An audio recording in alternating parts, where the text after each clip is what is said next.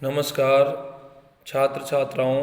MA final Hindi में प्रथम paper में कुंवर नारायण की आत्मजयी नामक पुस्तक आपके कोर्स में चलती है। इस आत्मजयी में क्या है, इसके क्या कथा सूत्र है, उसके बारे में आज इस वीडियो के माध्यम से अध्ययन करेंगे। इसमें कुंवर नारायण तीसरा सप्तक के पंचम स्वर और प्रयोगवादी खेमे के सशक्त और पूर्ण कवि हैं, जो सर्वाधिक महत्वपूर्ण है और कहीं दृष्टियों से विशिष्ट काव्य कृति भी है। आत्मजयी इनकी स्वयं कवि प्रदत्त टिप्पणी से ये कठोपनिषद में आए नचिकेता प्रसंग पर आधारित है। केवल आधारित अनुकरण अथवा काव्यात्मक पुनर्वृत्ति नहीं है। दूसरी ओर यह तो मूल कथा को बिना अधिक बिगाड़े उसे एक आधुनिक ढंग से देखा गया है। पौराणिक दिव्य कथा के रूप में नहीं, प्रमाण है आत्मजयी का कथासार तथा उनकी अनेक प्रकार की प्रवृत्तियाँ। आत्मजयी की कथा उसके मूल स्रोत कठोपनिषद और आत्मजयी के मूल पाठ दोनों के आधार पर इस प्रकार है कि राजा वाजश्रवा का एकमात्र पुत्र है नचिकेता, एकदम सिद्धार्थ की भांति चिंतनशील प्रवृत्ति और सांसारिक मोह विलासों तथा ऐश्वर्य से दूर रहने वाला। आत्मजयी का श्री गणेश उसके इसी चिंतन और निर्लिप्तता से होता है, जहाँ वह न तो मुकुट अलंकार चाहता है, न राज तिलक और न राज्य भार। वह चाहता है सदियों तक तपस्याओं में जी सकने की क्षमता, अर्थात मानवता को सम्मानित कर देने वाली मानव की अमरता। निसंदेह है अमरता मात्र देह क्या सांसारिक नहीं, वरन एकदम आत्मिक ही हो सकती है। इसी से नचिकेता भ्रष्ट प्रतीत होने वाले अभिषेकों को अंगीकार नहीं करना चाहता है। दूसरी ओर नचिकेता के पिता वाजश्रवा धन धान्य पद राशि गरिमा और भौतिक सांसारिक ऐश्वर्य से ओतप्रोत होने पर भी और भी अधिक के आकर्षण से लिप्त है। दर्शन के शब्दों में एकदम वस्तुवादी दृष्टिकोण या भोगवाद के कट्टर समर्थक है। इसी से प्रभावित परिचालित वाजश्रवा यज्ञ का आयोजन करते हैं। परंपरा से धार्मिक कहे जाने वाले इस यज्ञ में हिंसात्मक बलिदान और रक्तपात आदि तो आयोजित किए ही जाते हैं। सर्वस्व दान करने का भी विधान है। वाजश्रवा हिंसा तो कर सकता है और सर्वस्व दान के लिए दान के नाम पर दान करते हैं। बूढ़ी अनुपयोगी गायों का उसका उद्देश्य वरदान प्राप्त करना है। यज्ञ का रूप यही वो मानते हैं। ये निरहे आहुतियाँ, ये रक्त, ये हिंसा, ये अबोध तड़पते बीमार गायों सा जन समूह। परिणाम यह निकलता है कि ये सब देखकर नचिकेता की आस्था ही नहीं कांपती, पिता की तथाकथित धार्मिकता के प्रति विरोधी भाव ही नहीं जागता। वह खुल्लम खुल्ला अपनी असहमति को भी प्रकट कर देता है।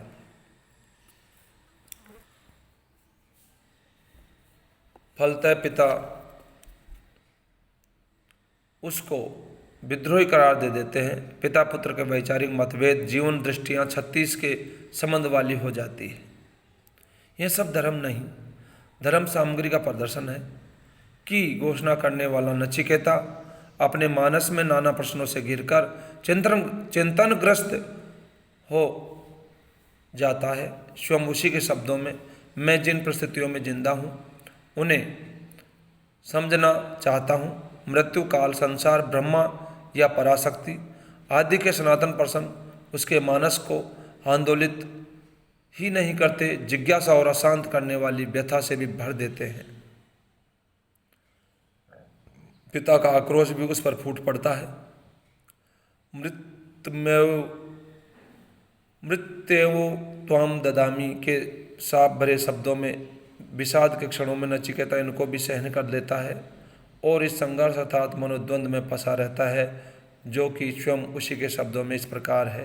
बाहर नहीं है, संघर्ष ही है, द्वंद्व प्रतिद्वंद्व, घात प्रतिघात कहीं अंदर है। उसी रात्रि में नचिकेता एक विचित्र स्वप्न देखता है। सांकेतिक अर्थों में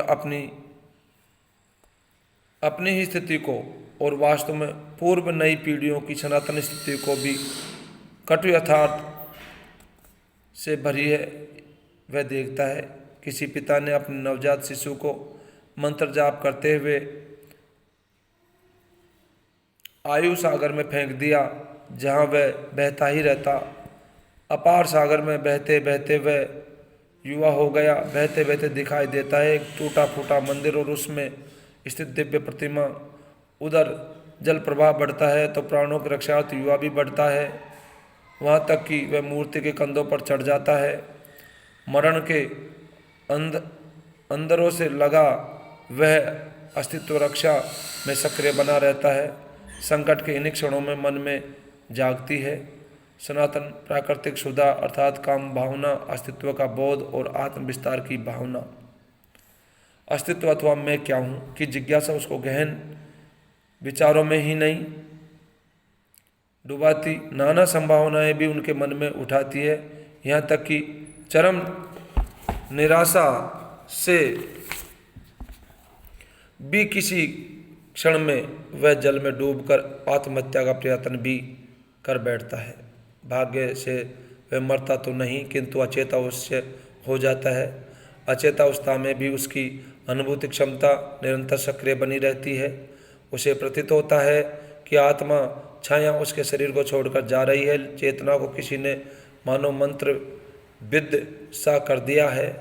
दैत्याकार चट्टानें अट्टहास करती है तो क्रोध में भारी आकृतियाँ खूंखार कुत्तों की भांति लड़ रही है। यह देखता है कि मृत्यु भय से भरे चेहरे मंत्रविद्ध खिलौनों की भांति चलते खिलौने, जिनको देखकर उनकी निराशा बढ़ती ही जाती है। अतीत और भविष्य उनकी आंखों के सम्मुख स्पष्ट होने लगते हैं। यहाँ तक कि साक्षात यम भी उसके सम्मुख आ उपस्थित होता है। आत्म परिचय देते हुए यम नचिकेता की इच्छा पूछता है। वर स्वरूप पुनर्जीवन से लेकर सभी सांसारिक सुख प्रदान करने का सुझाव देता है, किंतु नचिकेता इनके आकर्षणों से रहित कुछ और चाहने, कुछ और जानने की जिज्ञासा प्रकट करता है। वह मांगता है कि एक दृष्टि जिससे जीवन अंधेरा होने से बच जाए। यही दृष्टि है ज्ञान का वर्ण, अनवर्थ खोज, अनथक प्रयास भरा मुक्ति बोध। यही वह यम से प्राप्त भी कर लेता है। यम उसको क्रमशः सृजक दृष्टि, आत्मबोध, आत्मा की स्वायत्तता आदि का ज्ञान प्रदान करता है और साहती जीवन भी फिर से वापस कर देता है। आत्मविद्ध होकर अर्थात जीवन बोध प्राप्त करते ही नचिकेता को नए सिरे से नए रूप रंग और अर्थों में जीवन को जीने की कामना होती है। स्मृति में उमड़ते हैं पूर्व पुरुष सबसे अधिक वाजसर्वा, जिनमें वह ममत्व भरी उदासी को अनुभूत करता है। उसको लगता है कि वह वाजसर्वा का ही अभिन्न अंग है, जो कट कर भी मरा नहीं। स्वप्न का अंत होता है। नचिकेता पुनः जागृत अवस्था में आता